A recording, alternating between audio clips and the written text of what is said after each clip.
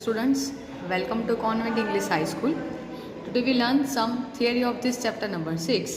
So start with concept of potential energy.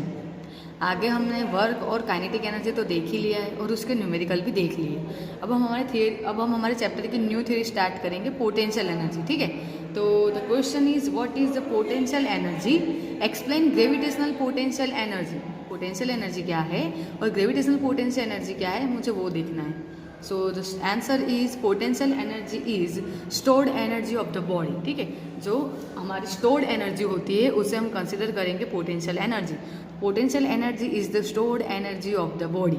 Okay, जैसे कि अभी मैं आप लोगों को पढ़ा रही, तो मैं क्या हूँ, बैठी हुई, तो मेरी एनर्जी क्या हो रही, स्टोर हो रही, तो उसे हम कहेंगे पोटेंशियल एनर्जी। अब दूसरा में पूछा गया है ग्रेविटेशनल पोटेंशियल एनर्जी, तो उसके लिए आप लोगों को डेफिनेशन याद रखनी होगी। Multiplication of a wait of the body यानी कि W and its height from the surface of the earth is called gravitational potential energy. ठीक है, तो किसका किसका मल्टीप्लिकेशन, वेट का और हाइट का। तो किसका वेट, तो वेट ऑफ द बॉडी, और हाइट कहाँ से, तो from the earth surface. So multiplication of the weight of the body and its height from the surface of the earth is called gravitational potential energy. ठीक है, अब आप लोगों को आगे देखना है। Suppose a ball of a mass is laid down of earth surface, the gravitational force acting on it is mg। एक बॉल है जो कि अर्थ की सरफेस से क्या हो रही है, अर्थ की सरफेस से ऊपर फेंक रहे हैं और फिर वो नीचे आ रही है। ठीक है, तो उसके ऊपर जो ग्रेविटेशनल फोर्स लग रहा है वो कितना हो रहा है, mg जितना। ठीक है, तो हमने आगे के चैप्टर में पढ़ा हुआ है, जो ग्रेविटेशनल फोर्स है डाउनवर्ड डायरेक्शन में होता है। डाउनवर्ड डायरेक्शन में क्या होता है, W, और W इज इक्वल टू हम क्या लेते हैं, mg। क्योंकि कोई भी चीज़ में अगर ऊपर फेंक, जैसे कि ये है, सो ऊपर फेंकूंगे तो वो नीचे आएगी, तो नीचे क्या लगेगा, ग्रेविटेशनल फोर्स प्लस इसका जो मास होगा वो भी तो होगा। ठीक है, तो इसके ऊपर जो ग्रेविटेशनल फोर्स लग रहा है वो mg जितना है। ग्रेविटेशनल फोर्स की बात होगी। अब यही ग्रेविटेशनल फोर्स यानी W यानी क्या होता है, वेट भी, और mg यानी क्या होगा, वेट भी होगा। ठीक है, and if the ball lifted up to height h, और ये बॉल को हमने कितना ऊंचा फेंका, तो कि h जितना ऊंचा हमने फेंका, तो from the surface of the earth then the external force of mg existed on it in upward direction. ठीक है, तो वापस से अगर हमने बॉल को कहाँ फेंका है, h जितनी हाइट के ऊपर फेंका है और वो नीचे आया तब उसका ग्रेविटेशनल फोर्स कितना है, mg है, तो उसके ऊपर जो वर्क डन है वो कितना होगा, तो work done is equal to formula क्या होता है हमारे पास में, F.d। ठीक है, F की जगह पे कितना फोर्स लग रहा है, ग्रेविटेशनल फोर्स, जो कि कितना है, mg, तो मैं यहाँ पे लिखूंगी F की जगह पर mg, और d यानी कि डिस्टेंस, तो अभी मुझे डिस्टेंस कितना दिख रहा है, हाइट h, तो d की जगह पे हम लिखेंगे h, तो हमें इक्वेशन क्या मिलेगा, W is equal to mgh। Okay, तो ये आपका किसका फॉर्मूला रहेगा, ग्रेविटेशनल पोटेंशियल एनर्जी का। तो जब जब हम पोटेंशियल एनर्जी बात करें तब हमारा फॉर्मूला क्या होगा, mgh। ओके, क्लियर है। अब आगे देखेंगे। This type of amount of work is stored as a gravitational potential energy, जो मैंने आपको आगे बोला वही, इस टाइप का जो वर्क डन है वो कौन से फॉर्म में स्टोर होता है, ग्रेविटेशनल पोटेंशियल एनर्जी के फॉर्म में स्टोर होता है। ठीक है, तो जो वर्क डन था वही हमारा क्या मिलेगा, पोटेंशियल एनर्जी मिलेगा, ग्रेविटेशनल पोटेंशियल एनर्जी। तो हमने W is equal to mgh लिखा था, उससे अब हम क्या लिख सकते हैं, V is equal to mgh। V भी लिख सकते हो और आप U भी लिख सकते हो। ठीक है, तो V is equal to mgh, potential energy को डिनोटेड करते हैं कैपिटल V से, तो उसका फॉर्मूला हो जाएगा mgh। अब dimension formula of the potential energy is m1L2T-2, 12-2। आपको चैप्टर नंबर 2 में बताया था, जितनी भी एनर्जी हो सबका डायमेंशन कितना होता है, 12-2। ठीक है, अदरवाइज आप ऐसे भी कर सकते हो, m यानी kg, g यानी कि मीटर पर सेकेंड स्क्वायर, और h यानी मीटर, तो kg metre into metre, metre square upon second square, तो हो जाएगा m1L2T-2। ठीक है, तो काइनेटिक एनर्जी का इक्वेशन मुझे क्या मिल रहा था, k is equal to 1/2 mv², और पोटेंशियल एनर्जी का फॉर्मूला क्या है, v is equal to mgh। Okay, चलो the next question is obtain the relation between potential energy and force for the conservative force. तो आप लोगों को रिलेशन चाहिए, किसके बीच का रिलेशन फाइंड करना है, पोटेंशियल एनर्जी और फोर्स। ठीक है, इस क्वेश्चन को और कुछ इस तरह से पूछ सकते हैं, prove F is equal to -dv/dx for the conservative force. F means force, V means potential energy, and x means जो डिस्टेंस कवर किया है वो डिस्प्लेसमेंट। ठीक है, तो क्वेश्चन ये भी हो सकता है और ये भी हो सकता है, दोनों का आंसर सिमिलर है। हम आंसर पे देखते हैं। Suppose that A body undergoes displacement delta x under the action of a conservative force F। अगर मैं कोई बॉडी के ऊपर, जैसे कि ये है, इस बॉडी के ऊपर मैं फोर्स लगा रही हूँ तो ये कितना डिस्टेंस कवर कर रही है या तो कितना डिस्प्लेसमेंट कवर कर रही है, डेल्टा एक्स जितना, ये हमने सपोज करना है। फोर्स हम दे रहे हैं एफ और डिस्प्लेसमेंट हो रहा है उसका डेल्टा एक्स। एफ भी है, डिस्प्लेसमेंट भी है, तो मैं वर्क डन फाइंड कर सकती हूँ। यस, तो work done by this force is W is equal to F dot D, लेकिन डिस्प्लेसमेंट यहाँ पे तो कितना हो रहा है, डेल्टा एक्स जितना, तो हम लिखेंगे एफ इंटू डेल्टा एक्स। अब according to the work energy theorem W is equal to क्या होता है, डेल्टा के। तो ये वर्क एनर्जी थियरम है वो हम पीछे देखेंगे अभी, लेकिन आप लोगों को ये याद रखना है। वर्क एनर्जी थियरम यानी क्या होता है कि work is equal to change in the kinetic energy, otherwise work is equal to energy. तो हम लिख सकते हैं W is equal to delta K. तो मेरे पास में W के दो इक्वेशन हो गए, एक ये और दूसरा ये, तो दोनों को हम क्या कर देंगे, कंपेयर कर देंगे। तो हम लिख सकते हैं delta K is equal to F into delta X, delta K is equal to F into delta X, तो ये लिखा, ठीक है।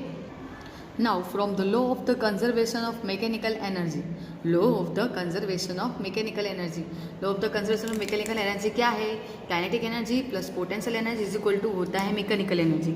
और कंजर्वेशन कहा, इट मीन्स के कांस्टेंट, तो kinetic energy plus potential energy करोगे तो आपको मैकेनिकल एनर्जी मिलता है, जो कि कैसा होगा, कांस्टेंट होगा, यानी कि नो चेंज। तो हम लिख सकते हैं delta K plus delta V is equal to 0। चलो, डेल्टा के तो हमें अभी आगे कुछ मिला, delta K is equal to हमें मिला था एफ इंटू डेल्टा एक्स, तो के की जगह पे हमने एफ इंटू डेल्टा एक्स लिखा। Delta V as it is equal to 0। अब ये जो डेल्टा वी है वो इक्वल टू किस साइड जाएगा, तो क्या हो जाएगा, minus. So we can write F into delta X is equal to minus delta V. मुझे तो जो प्रूव करना है वो तो क्या था, F is equal to prove करना था, तो मल्टीप्लाई में डेल्टा एक्स वो इधर आएगा तो डिवाइड में चला जाएगा।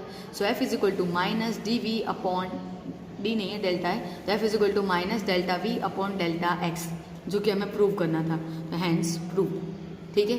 तो आगे हमने वापस हम रिवाइज करें तो हमने क्या किया था, W is equal to F dot delta X लिया है। फिर वर्क एनर्जी थ्योरम जो कि हम आगे देख चुके हैं, आगे के चैप्टर में हो गया है, लेक्चर में हो गया है, उसमें क्या था, वर्क एनर्जी थ्योरम पे से तो W is equal to delta K होता है। मेरे पास में W के दो इक्वेशन आए, दोनों इक्वेशन को मैंने क्या कर दिया, कंपेयर कर दिया, तो मुझे मिला delta K is equal to F into delta X, okay. फिर उसके बाद में हमने क्या लिया, law of the conservation of mechanical energy. Law of conservation of mechanical energy actually क्या है, तो kinetic energy plus potential energy हमें मिलता है मैकेनिकल एनर्जी। और कंजर्वेशन कहा है यानी कि वो कैसी होगी, कांस्टेंट होगी, उसके अंदर कोई भी चेंज होगा नहीं। तो हम लिख सकते हैं delta K plus delta V is equal to 0। ये डेल्टा के की वैल्यू, ये डेल्टा वी और ये 0, वी वहाँ पे चला गया माइनस। फिर हमें तो एफ प्रूव करना है, तो ये मल्टीप्लाई में रहेगा तो डिवाइड, हैंस प्रूव्ड, ओके। चलो, अब आगे हमने बार बार देखा कंजर्वेटिव फोर्स, तो पता तो चला चाहिए कंजर्वेटिव फोर्स क्या है। तो यहाँ पे आपको दिया हुआ है what are conservative and non conservative force. Conservative force क्या है और नॉन कंजर्वेटिव फोर्स क्या है, तो यहाँ पे डेफिनेशन देखना है, एकदम इजी है।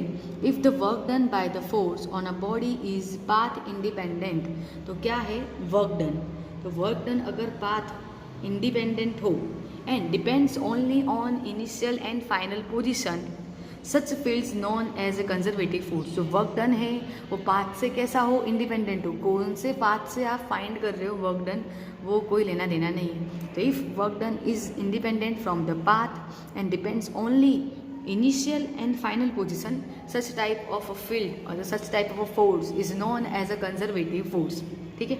तो वर्क डन पाथ इंडिपेंडेंट होना चाहिए, सिर्फ इनिशियल और फाइनल पोजीशन पे ही डिपेंड होना चाहिए, तो ऐसे फोर्स को हम कहेंगे कंजर्वेटिव फोर्स। तो ऐसे कौन से फोर्स होते होंगे, तो हमने यहाँ पे लिखा हुआ है gravitational force and magnetic force. Gravitational force है, लेकिन क्या हमने देखा कि इस वाले रास्ते पे या तो ये पाथ लेंथ पे ग्रेविटेशनल इतना है और यहाँ पे इतना है, नहीं, ग्रेविटेशनल हर जगह कैसा है, सेम है, और उसके लिए हमें पाथ की ज़रूर होती नहीं है। सिमिलरली मैग्नेटिक फोर्स में भी इसी तरह का होता है। तो ऐसा वर्क डन जो कि पाथ डिपेंडेंट हो, सिर्फ इनिशियल और फाइनल पोजीशन पे ही डिपेंड हो, उसे हम कहेंगे कंजर्वेटिव फोर्स, ठीक है। चलो, अब नॉन कंजर्वेटिव क्या होगा, उससे उल्टा, ये पाथ इंडिपेंडेंट है, तो नॉन कंजर्वेटिव क्या होगा, पाथ डिपेंडेंट होगा, यानी कि उसमें पाथ कौन सा सिलेक्ट कर रहे हैं वो मैटर कर रहा होगा, ठीक है। तो if the work done by the force on a body is a path dependent, अगर जो वर्क डन हो रहा है उसमें जो फोर्स है, अगर वो कैसा हो, फोर्स पाथ डिपेंडेंट हो, then such force is known as non conservative force. एक एग्जांपल में फ्रिक्शनल फोर्स, तो फ्रिक्शनल फोर्स पाथ डिपेंडेंट है कि नहीं, ये जो मैं ऑब्जेक्ट है इसको मैं फोर्स दूँ, ये ऐसे जाएगा, तो ये मूव हो रहा है, उसकी वजह से क्या क्या ज़रूरी है, फ्रिक्शनल फोर्स। तो ये पाथ आया कि नहीं, रास्ता आया, ठीक है। तो वर्क डन, जिस फोर्स के द्वारा वर्क डन होता हो, तो अगर वो फोर्स पाथ डिपेंडेंट हो तो उसे हम कहेंगे नॉन कंजर्वेटिव फोर्स, और अगर पाथ इंडिपेंडेंट हो तो उन्हें हम कहेंगे कंजर्वेटिव फोर्स, ठीक है। कंफ्यूज नहीं होना है, कोई एक याद रखो तो दूसरा उससे एकदम अपोजिट है। चलो नेक्स्ट है कंजर्वेशन ऑफ मैकेनिकल एनर्जी। तो अभी मैंने आगे आपको बताया मैकेनिकल एनर्जी क्या होता है, तो kinetic energy plus potential energy is equal to होता है मैकेनिकल एनर्जी। और जब जब वर्ड हम सुने कंजर्वेशन, तो कंजर्वेशन मतलब कि होता है कांस्टेंट, नो चेंज। तो आप लोगों को प्रूव करना है कि kinetic energy plus potential energy is equal to constant, otherwise is equal to zero, ठीक है। तो उसके प्रूव करने के लिए हमें स्टार्ट करना होगा, if a body undergoes distance delta x by conservative force F, then according to the work energy theorem हमें क्या मिलेगा, W is equal to actually क्या होता है F डॉट डी, लेकिन यहाँ पे डिस्प्लेसमेंट कितना है डेल्टा एक्स जितना, तो हमारा W हो जाएगा F इंटू डेल्टा एक्स, ठीक है। अब हमें किसका यूज़ करना है, वर्क एनर्जी थियरम का। तो वर्क एनर्जी थ्योरम में क्या होता है, जो W है उसकी जगह पे हम एनर्जी लिख सकते हैं। तो अब मैं W की जगह पे क्या लिख दूंगी, डेल्टा के, और ये तो सेम एज इट इज़ ही रहने देंगे, ठीक है। तो delta K is equal to हो जाएगा F x into delta x, equation number 1। Now but according to the definition of the potential energy for the conservative force, तो जो आगे अब अभी हम देख के आए कि minus delta V is equal to क्या होता है, F x into delta x. आगे ये थ्योरी में देखे ना, ये वाली में, तो उसमें क्या था, potential energy minus delta V is equal to F x into delta x. इसे नंबर दे दो इक्वेशन नंबर 2, इसे नंबर दे दो इक्वेशन नंबर 1। ये है काइनेटिक एनर्जी, ये है पोटेंशियल एनर्जी। इन दोनों को कंपेयर करो तो हम लिख सकते हैं delta K is equal to minus delta V, okay. चलो तो ये माइनस डेल्टा वी है, इधर आएगा तो क्या हो जाएगा, प्लस हो जाएगा, तो हो जाएगा delta K plus delta we. यहाँ पे कुछ नहीं बचा है तो क्या होगा, ज़ीरो। अब दोनों में से हम क्या करेंगे, डेल्टा के को कॉमन ले लेंगे, तो डेल्टा के ब्रैकेट में होगा K plus V is equal to zero. तो के यानी काइनेटिक एनर्जी, वी यानी पोटेंशियल एनर्जी, इक्वल टू क्या हुआ, ज़ीरो, यानी कि ये कांस्टेंट है। तो इन दोनों को मिला के मुझे क्या मिलता है, मैकेनिकल एनर्जी। तो मैकेनिकल एनर्जी कैसी होगी, कांस्टेंट होगी, ठीक है। So the change of the kinetic energy and potential energy is zero, इनके अंदर कोई चेंज नहीं है, जैसा पहले था वैसा ही मुझे बाद में मिल रहा है। No change means constant, that's means the sum of the kinetic and potential energy is the constant, ठीक है। So we can write K plus V is equal to constant. हम क्या लिख सकते हैं, kinetic energy plus potential energy means mechanical energy is equal to constant. ये हो गया कंजर्वेशन ऑफ मैकेनिकल एनर्जी। तो इस पे से हम क्या लिख सकते हैं, ये लाइन आप लोगों को खास ध्यान देनी है, the kinetic energy and the potential energy may very from point two point. Kinetic energy potential energy कभी कभी वेरी हो सकते हैं, मतलब कि उनकी वैल्यू चेंज हो सकती है, but the sum remains constant. But उनका जो सम करेंगे यानी मुझे जो मैकेनिकल एनर्जी मिलती है वो कांस्टेंट ही मिलेगी।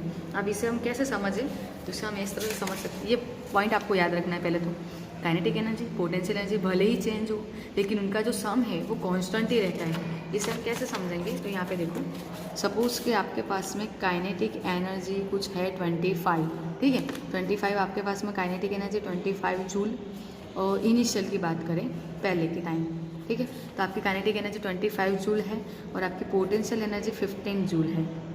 फिर बाद की बात करें, आफ्टर मोशन कंप्लीट हो जाता है उसके बाद में आफ्टर आपका काइनेटिक एनर्जी थोड़ा डिक्रीज हो जाता है, वो बन जाता है 20 जूल, और पोटेंशियल एनर्जी आपका स्टोर हो जाएगा। क्योंकि आप थक गए तो आपकी मोशन कम हो रही है तो आप रेस्ट करोगे इट मीन्स कि आपका स्टोर एनर्जी इंक्रीज होगा, ठीक है। तो आपका स्टोर एनर्जी कितना होगा, तो ये 5 10 0 ये 140 करना है, ठीक है। तो ये आपका स्टोर एनर्जी 15 से जाके कितना हो जाएगा, 20 जूल हो जाएगा। तो वापस से जब आप मोशन में हो तब आपने मोशन स्टार्ट किया तो आपका जो स्टोर्ड एनर्जी था वो 15 जूल था और काइनेटिक एनर्जी 25 जूल थे। ये बिफोर की बात है। और ये आफ्टर, तो आफ्टर आपका काइनेटिक एनर्जी 20 है और पोटेंशियल भी 20 है। अब हमें तो क्या देखना है, इन लोगों की वैल्यू क्या हो गई, वेरी हो गई, चेंज हो गई, लेकिन इनका जो प्लस है वो कैसा मिलेगा, कांस्टेंट। चलो इनका प्लस करो तो मुझे कितना मिलेगा 40, इनका प्लस करो तो मुझे कितना मिलेगा 40। तो बस वही कह रहे हैं कि इनकी वैल्यू भले ही चेंज हो लेकिन इनका जो टोटल है वो एज इट इज सेम रहेगा, कांस्टेंट रहेगा। तो उससे हम कहेंगे कंजर्वेशन ऑफ मैकेनिकल एनर्जी। तो सिर्फ इतना ही याद रखना है, मैकेनिकल एनर्जी यानी कि kinetic energy plus potential energy मिलता है मैकेनिकल एनर्जी, और वो हमेशा कैसा रहता है, कांस्टेंट यानी कि इक्वल टू 0, ओके। तो ये दोनों ही चीज़ आपको याद रखनी है। तो इस तरह से हमने यहाँ पे आज देखा पोटेंशियल एनर्जी। पोटेंशियल एनर्जी के बाद में हमने ये फॉर्मूला प्रूव किया है और उसके बाद में दो फोर्स देखे, conservative force, non conservative force, and last में हमने देखा है कंजर्वेशन ऑफ मैकेनिकल एनर्जी। तो ये सारा का सूच आप लोगों को पहले तो समझना है, फिर लर्न करना है, फिर अपने नोटबुक में लिखना है। ठीक है, ओके, थैंक यू।